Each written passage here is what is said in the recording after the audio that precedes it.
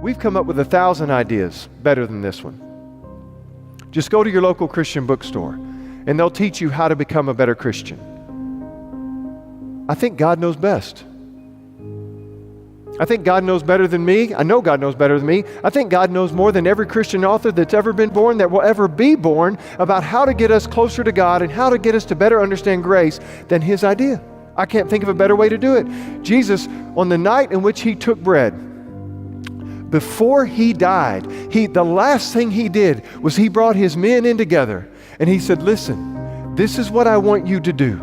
When you take this cup, and when you take this, I want you to remember my broken body that was broken for you, and I want you to take my blood which has been poured out for you. That's what I want you to think about every time you do this. And at that moment they were like, okay, that's weird. But just within hours, they were going to get to see that happen in person. And from that moment on, every time every one of them picked up a piece of that bread for that purpose, I guarantee you, cold chills went down their spine. And every time they partook of that cup and they drank, they thought, my gosh, if I'd have only known. If I'd have only known what He was actually doing. If I'd have only known, I could have appreciated what He said at that moment. And I could have said, I'm sorry. I'm so sorry that you have to do this on my behalf. And Jesus was like, no, that's why you didn't know.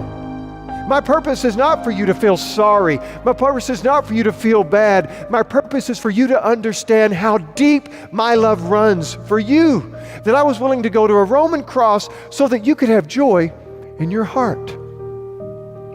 Well, after that supper, we know that all the disciples scattered because they were fear of their own lives. And here we have Jesus alone.